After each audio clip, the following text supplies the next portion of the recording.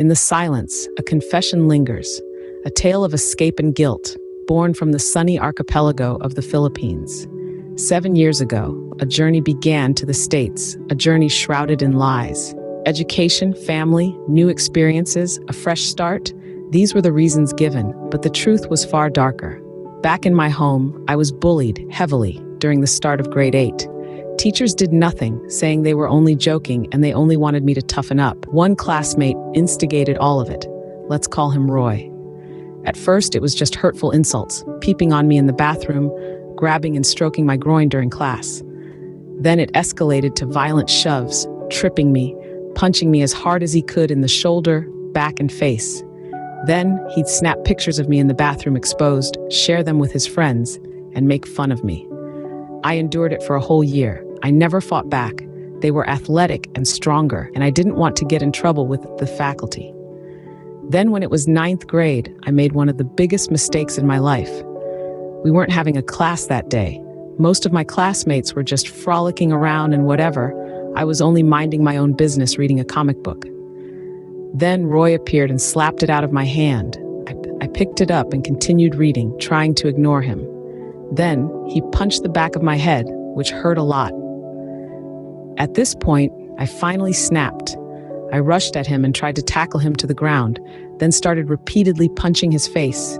He fought back, kicked me in the groin, and threw me against the desk, and started kicking and punching me as hard as he could.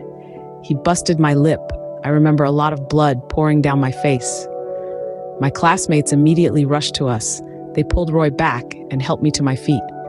At this point, I had no idea what I was thinking.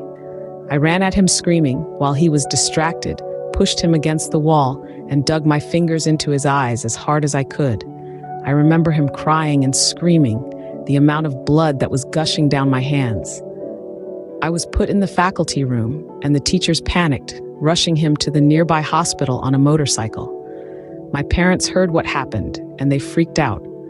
We received word not long after. Roy was now blind. My parents were scared that his family would retaliate and I'd be put in prison, so they acted immediately. First, they sent me to the province to hide with my grandpa's brother for a bit.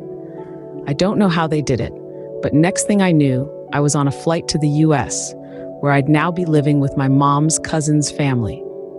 Mom and Pop contact me every now and then to see how I'm doing. They didn't want their son to have his future taken away, so they fought tooth and nail to help me escape.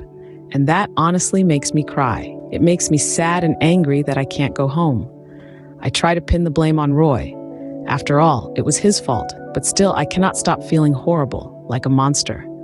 Here I am, studying to become a veterinarian, when I just took away the future of an aspiring basketball athlete.